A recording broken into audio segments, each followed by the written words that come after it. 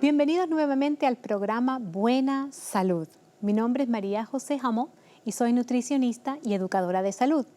Y en esta ocasión vamos a hablar de un tema muy importante porque es la causa de muerte, primera causa de muerte en todo el mundo, y es las enfermedades al corazón. Las enfermedades al corazón son la causa número 1 de muerte en la gran mayoría de los países del mundo. Solo hay pocos países de ingresos muy bajos en el mundo en los cuales las enfermedades al corazón no son la causa número 1, pero en la gran mayoría de los otros países, incluyendo Estados Unidos, las enfermedades al corazón son la primera causa de muerte. Y aquí en Estados Unidos, solamente en un año, mueren 600,000 personas de enfermedades cardiovasculares. Eso solamente en un año y en un país. Imagínense ustedes en el mundo entero. ¿Y saben ustedes que estas enfermedades cardiovasculares vienen por causa de nuestro estilo de vida y nuestra alimentación? Y mucho de esto tiene que ver hoy en día también con el aumento del sobrepeso y la obesidad. Y lamentablemente lo que hemos visto en los últimos años ha sido una tendencia a que vemos enfermedades cardiovasculares en edades cada vez más tempranas. Últimamente han salido en las noticias incluso reportes de que personas jóvenes están muriendo o están sufriendo de enfermedades cardiovasculares. ¿Y saben ustedes que debido a la obesidad, de acuerdo con las estadísticas, 75% de los niños obesos tienen lo que los investigadores llaman una edad vascular avanzada? Déjeme repetir, edad vascular avanzada. ¿Qué quiere decir esto? Esto quiere decir que sus arterias y sus venas, su sistema cardiovascular, está dañado como si fueran personas adultas.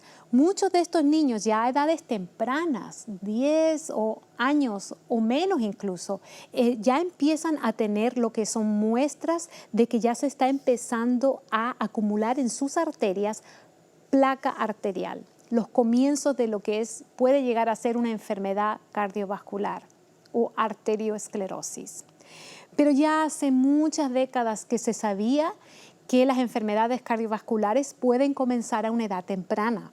Incluso en la década de los años 50, aquí en Estados Unidos, se hizo un estudio con soldados que habían ido a la guerra de Corea y habían fallecido.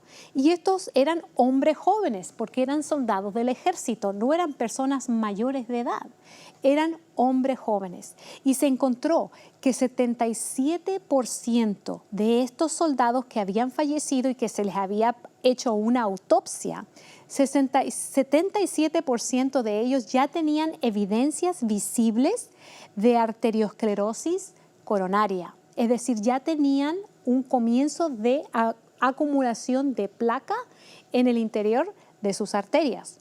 Y después, unos años después, se realizó un estudio que después se hizo famoso, el estudio de Bogalusa, por el nombre de la ciudad donde se realizó.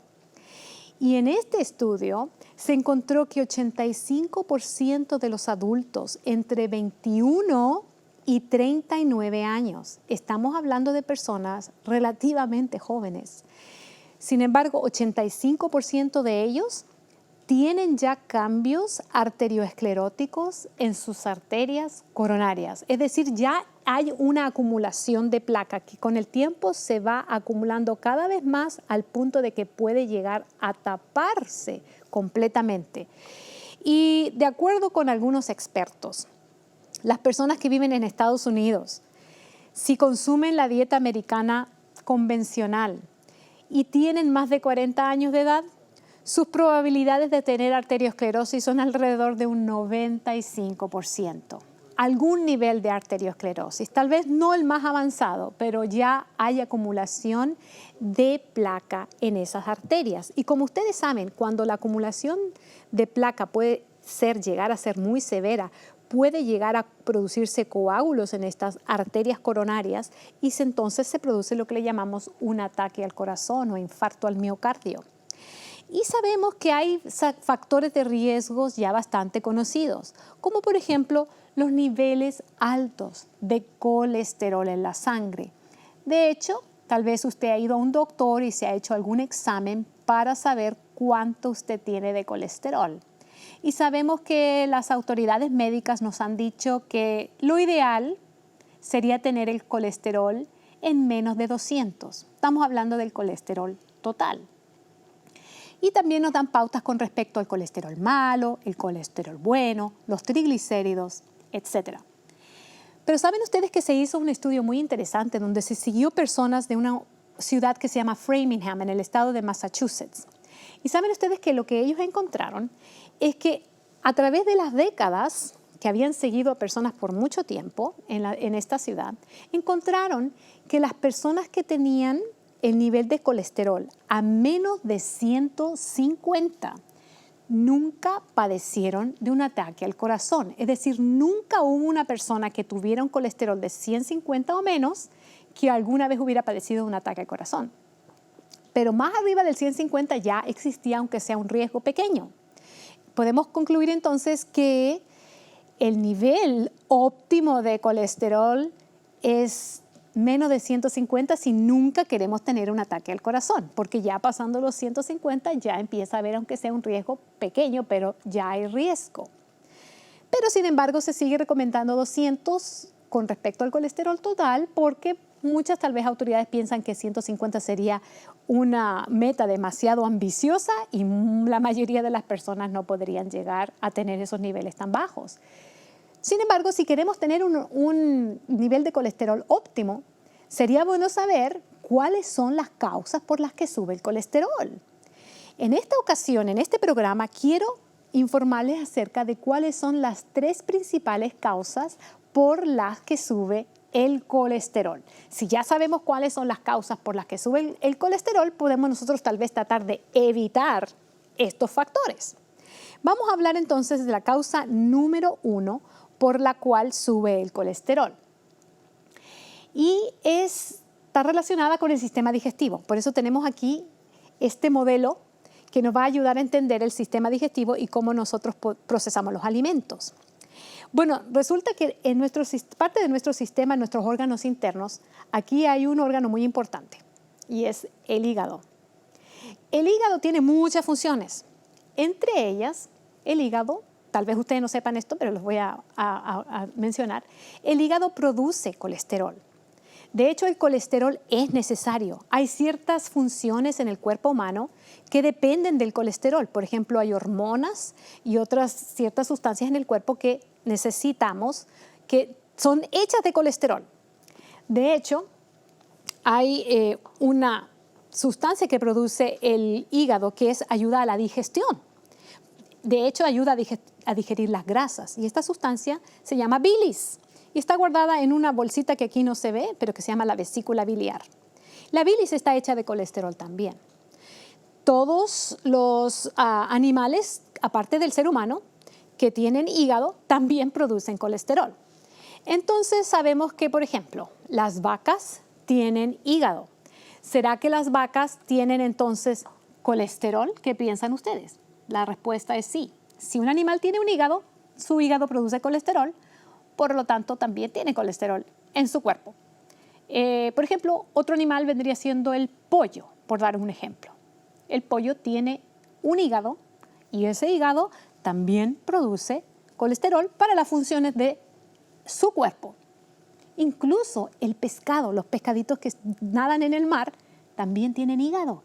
Y el hígado de ellos también produce colesterol para las funciones del cuerpo del pescadito.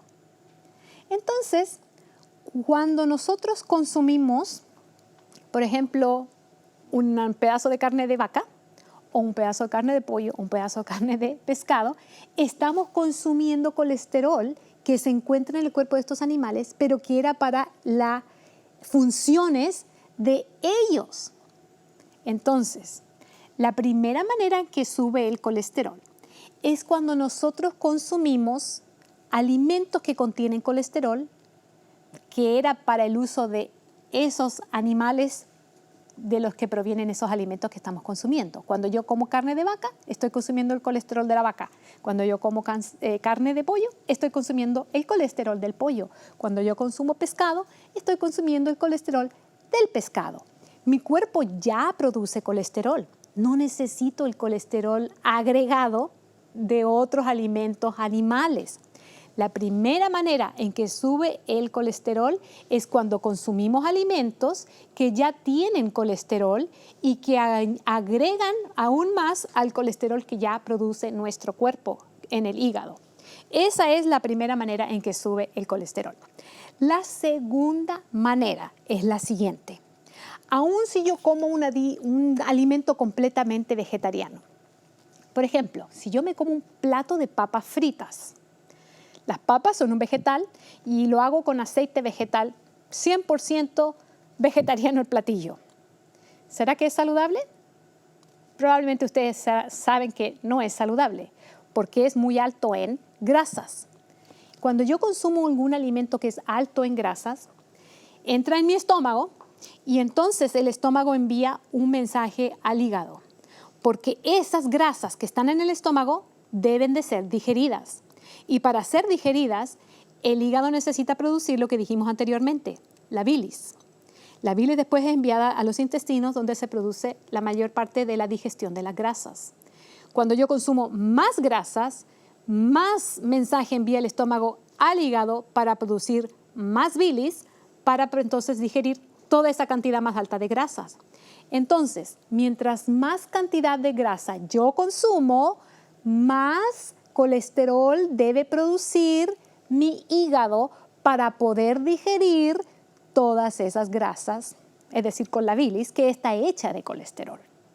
Entonces, la segunda manera en la que sube el colesterol es consumir una dieta alta en grasas, aun cuando esas grasas son de origen vegetal, como en el caso de las papas fritas.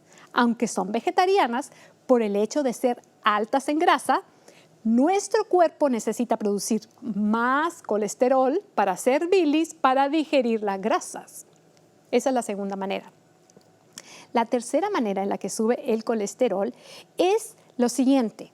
Cuando yo consumo un alimento que es bajo en fibra, este pasa por el sistema digestivo, como dijimos anteriormente, primero por el estómago, el esófago, el estómago, después llega a los intestinos, del intestino delgado al intestino grueso. Ustedes saben todo lo que es el sistema digestivo. Resulta que hay un área donde se une el aparato digestivo, los intestinos delgados con el intestino grueso. Hay un área aquí donde se reabsorbe mucho del colesterol que nosotros consumimos para ir de vuelta al hígado.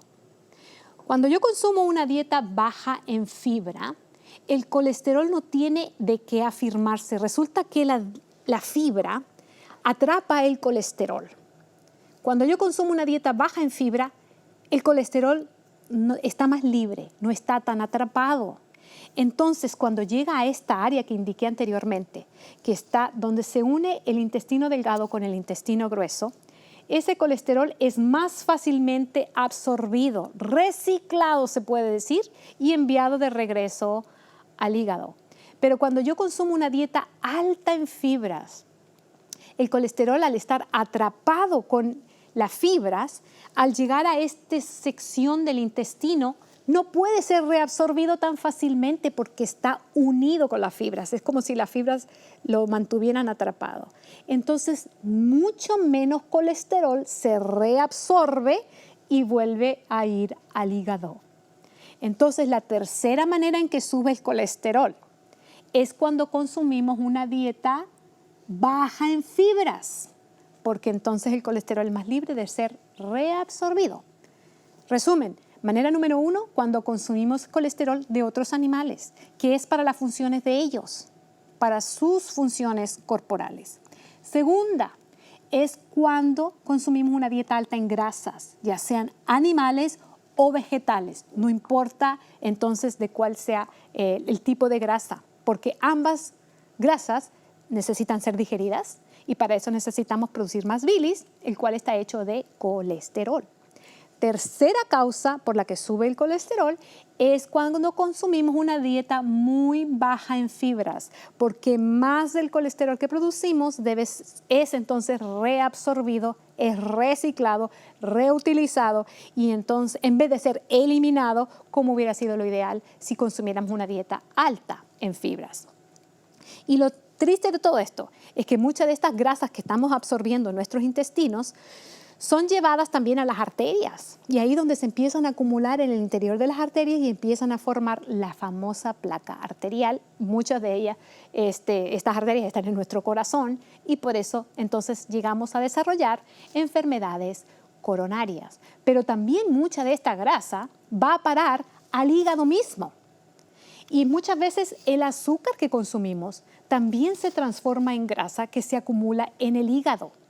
Y en vez de tener un hígado hermoso como vemos en este modelo, podemos llegar a tener lo que se llama un hígado graso. Y en vez de verse así tan bonito, se empieza a inflamar, el tejido se empieza a hinchar y empezamos a tener lo que se llama hígado graso, la enfermedad de hígado graso, que de hecho hoy en día cada vez es más común lamentablemente y muchos niños hoy en día la padecen. He visto niños de 10 años o menos a veces que han llegado a la oficina donde yo trabajaba y ya tenían hígado graso. Recordemos que no solamente las grasas afectan al hígado, también el azúcar. De hecho, hay un tipo de azúcar procesada que es la más dañina para el hígado y yo les voy a decir cuál es.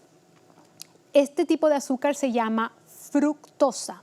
Ahora, la fructosa también se encuentra en las frutas, pero no estamos hablando de esa fructosa, porque la fructosa en las frutas, en primer lugar, no está procesada ni concentrada, está en cantidades mucho menores. Y segundo, está acompañada de fibras, por lo tanto no es tan dañina. Pero la fructosa procesada que se utiliza en los alimentos altamente procesados en casi todos los países del mundo, esa fructosa no tiene el mismo efecto que la glucosa. Ustedes tal vez han escuchado nombrar la glucosa, que es un tipo de azúcar, que puede ser elevada en el caso de los diabéticos. Pero la glucosa, cuando nosotros nos alimentamos de carbohidratos y se transforma en glucosa, la gran mayoría realmente se usa para la energía de nuestro cuerpo. Es realmente para que nosotros podamos seguir viviendo, la energía que necesitamos. Sin embargo, la fructosa no tiene ese mismo metabolismo.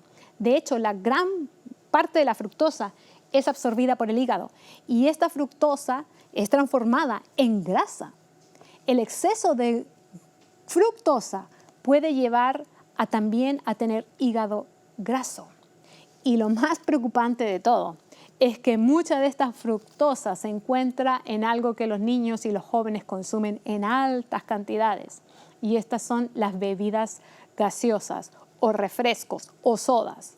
Si ustedes tienen soda en su casa, simplemente tomen el envase, la lata y véanle los ingredientes. Y van a ver ustedes ahí que el ingrediente principal en inglés se llama High Fructose Corn Syrup, es decir, jarabe de maíz alto en fructosa.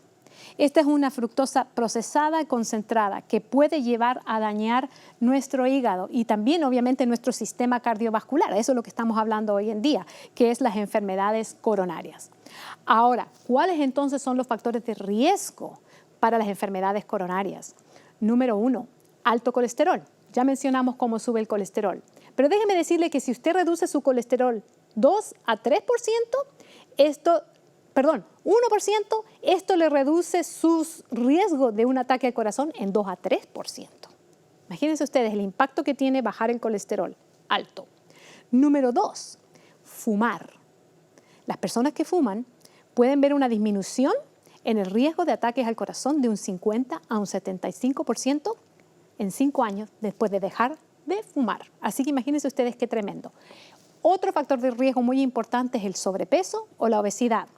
Las personas que tienen más de 20% de sobrepeso y bajan pueden reducir su riesgo de ataque al corazón en un 35 a un 55%. Otro factor de riesgo es la falta de ejercicio. Y cuando hacemos ejercicio podemos disminuir el riesgo de un ataque al corazón en un 45%. si hacemos ejercicio de manera regular, no de vez en cuando. Los últimos 2 factores de riesgo. Número 5 es la alta presión arterial. Vemos una disminución de un 2 a 3% en el riesgo de ataques al corazón si bajamos la presión solamente en un punto. Si, por ejemplo, usted la tiene a 139, la baja a 138 sobre lo que sea. En un punto, ya ve usted una disminución de 2 a 3% de riesgo de ataque al corazón. Y por último, la diabetes. El tener diabetes, ya hemos hablado de esta enfermedad anteriormente. La diabetes puede ser un factor de riesgo para los ataques al corazón porque la gran mayoría de los diabéticos muere de un ataque al corazón o un ataque al cerebro o derrame cerebral. Entonces, ¿cómo podemos bajar el colesterol? Ya dijimos anteriormente, tenemos que evitar lo que sube el colesterol, especialmente las grasas animales, que son grasas saturadas, pero también grasas hidrogenadas, que son grasas vegetales, a las cuales se le agrega hidrógeno, como por ejemplo la margarina. Es hasta más dañina incluso que la mantequilla, que está hecha de leche de vaca. Entonces tenemos que evitar las grasas, ya sean las grasas animales o las grasas hidrogenadas. Y lo que debemos de aumentar, lo siguiente, número 1, la fibra, que nos ayuda a que el colesterol pueda reducirse. Y número 2, el ejercicio, porque también ayuda a reducir el colesterol. Y número 3, las proteínas de origen vegetal.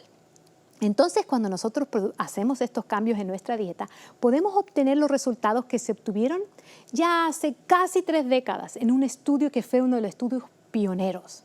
El doctor Dean Ornish, en la Universidad de San Francisco, UC San Francisco, aquí en California, él encontró publicó este estudio en el año 91, en el cual se encontró que una dieta vegetariana baja en grasas, combinada con ejercicio y manejar el estrés, dejar de fumar, etc. Todas estas cosas produjeron que las arterias de las personas que ya estaban cubiertas con una placa arterial, esta placa arterial empezó a reducirse. ¿Y saben ustedes que esta fue la primera vez que se encontró que las enfermedades coronarias se podían no solamente prevenir, sino que también revertir? Hasta ese entonces nunca se había encontrado que las enfermedades coronarias se pudieran revertir, se podemos decir curar. Sabíamos que se podían prevenir, pero desde el año 91 en adelante sabemos que estas enfermedades se pueden mejorar. Las arterias tapadas se pueden empezar a abrir y esto ha sido confirmado con estudios posteriores. Entonces sabemos que el asesino número 1 en el mundo no tiene que matarnos. No tenemos que morir ni padecer estas enfermedades porque no solamente las podemos prevenir, también las podemos revertir. Ahora, si usted va a un médico, seguramente le van a dar una medicina para reducir el colesterol, si su colesterol está alto. Y eso tal vez le ayude para bajar el colesterol, pero el colesterol es un síntoma de una enfermedad. La enfermedad es la arteriosclerosis, es la acumulación de placa en las arterias. Y ninguna medicina hasta ahora se ha encontrado que puede producir el efecto de una dieta saludable. Ninguna medicina hasta ahora se ha encontrado que abre las arterias como la dieta lo puede hacer. Entonces, ¿qué es mejor? Tal vez usted tenga que tomar medicina, pero yo le recomiendo que además cambie su dieta y tal vez pueda llegar al punto que no necesite medicinas, porque el colesterol le va a empezar a reducir y es muy posible que sus arterias empiecen a abrir también. ¿Y qué dieta estamos hablando?